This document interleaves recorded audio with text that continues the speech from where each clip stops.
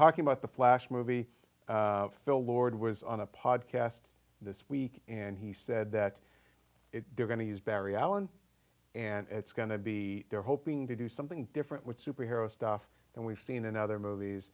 And it'll be, he said the word standalone, but I think when you look at the context of what he meant by standalone movie, I think he meant standing apart from the CW show. He acknowledged the popularity of the CW show, which also has Barry Allen. So my question to you, panel, is what can or should the Flash movie learn from the Flash TV show, and how can it be different? Drop some knowledge, Papa Smurf. Ooh, I mean, it's tough You're only because saying that because he's got the beard. I actually feel like I feel like I got more of a Yukon Cornelius vibe. No, but that's cool. like every time I look at you, all I can think is Papa Smurf. That's cool. Papa Smurf. Anyway, so we're gonna answer this question. The Flash, what can it learn from the TV show? I don't know, the TV show has done well. I mean, it's done well in its portrayal of the Flash, and I think it's done well in its tone. I think, honestly, this is probably going to fit more into the DC Universe tone, a little bit more, a little darker. Even though it's Phil Lord. Gritty. Yeah. But I don't see It also that. has Ezra Miller, though, too, Yeah, so it's a weird combo. But that's the thing, like, I elements. don't see him going dark and gritty. I really don't. So Especially I if he says he wants to do something with superhero stuff. Like, he didn't elaborate on that, so does that mean, like, poking fun at the genre, or, I don't know. What if it is? What if it isn't super? I mean, we know that it's tied into the Justice League stuff, though, so it's got to kind of fit that tone a little bit, and DC made that whole statement about how they don't want to necessarily have a ton of humor in their movies, et cetera. You know, like, I think they just want... But then they've hired one of the funniest people on the planet. They just want this, like, flavor that is different than the Marvel flavor, right? Yeah. Like, I think that's what it is.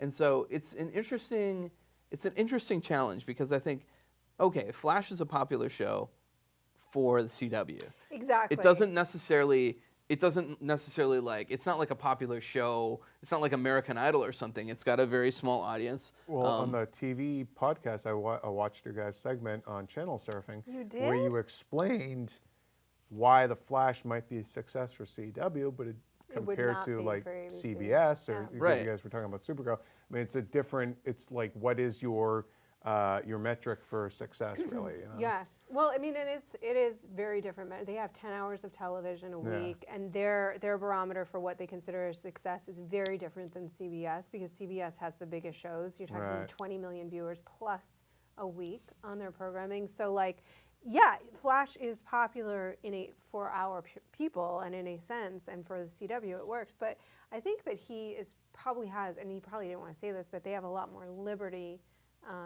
kind of to not feel beholden to that, in the sense of, like, it's going to be such a small portion of the movie-going audience that also watches that show. But also, like, the fans, let's face it, the DC movie universe has divided fans. I mean, there's not, the people who are stoked for that movie, for Batman versus Superman, because it's the first one out of the gate. The Nolan ones don't count. Man of Steel, I guess, is the first one out. But you know, they're not everyone's on board. So, but everyone seems to love the Flash.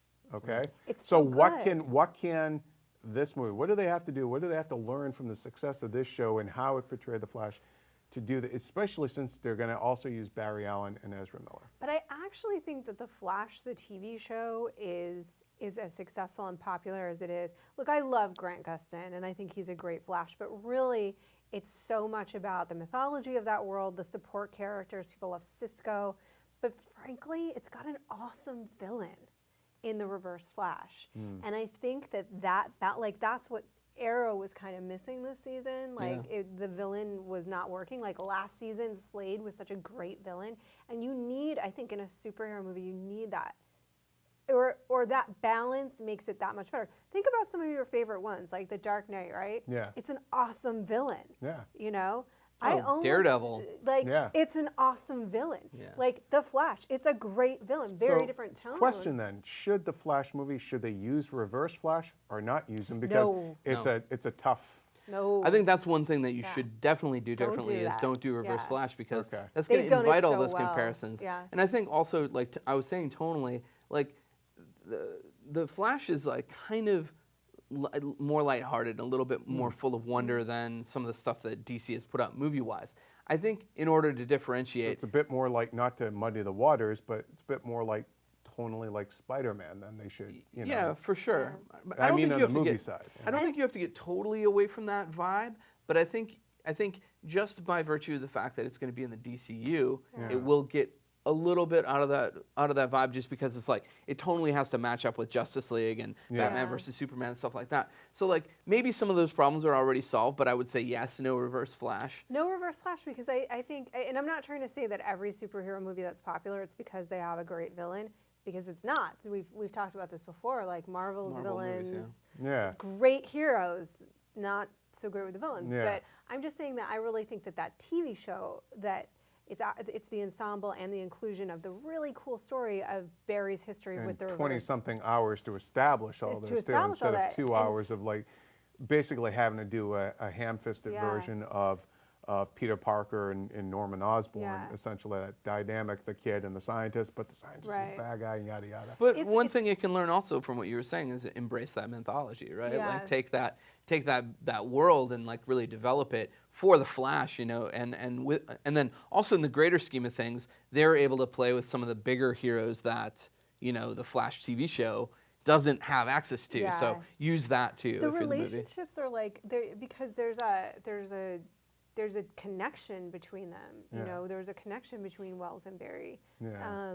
And there's a lot of like kind of complicated relationship stuff going on in a very fun show. You Yeah, know? yeah. He had these dynamics with his fathers and his adopted So father. probably not going to see any of that in the actual I don't movie think because so. Right. I mean, should one lesson be skip over the origin stuff of really what made him Flash? I mean, you could maybe touch on like he was a scientist, something happened to him, maybe somebody's trying to figure out how, like maybe kind of take a page from the way Marvel is trying to just jump into it now, or even Batman '89. He was already Batman, and Vicky Vale kind of worked backwards to figure out, well, why is he doing this? Do something like that just to differentiate it, maybe? Yeah, I mean, I personally don't think that heavy-handed origin stories are really going to be the way that DC establishes these characters, because you will have seen all of them in Justice League ahead Yeah. of time. So you're going to have a sense of who these characters are, and I think they can kind of hit the ground running. Slow down there, Punster. It's funny because speaking of punsters, you know, we're talking about him fitting in with the rest of like Justice League.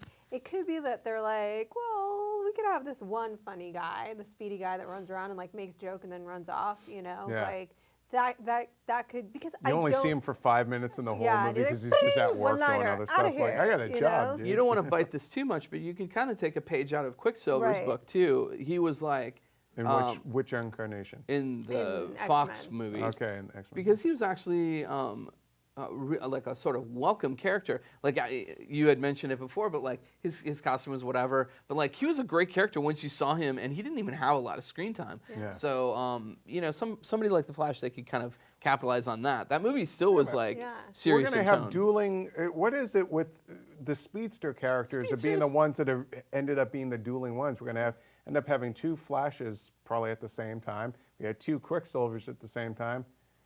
What up with People that? love speed. people I guess like they do. the quick punny fast runners. The I quick don't know. and the punny.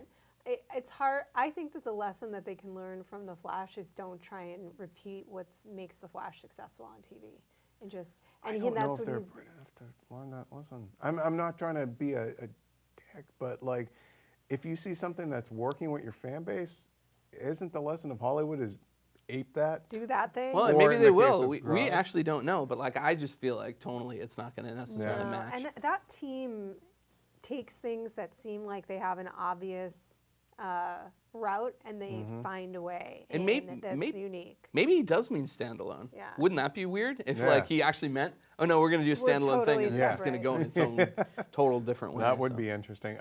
We want to know what you think in the comments of what can this Flash movie do differently, learn from, or even, I guess, mimic if you want, from the Flash TV show. What are the lessons there? Let us know in the comments below.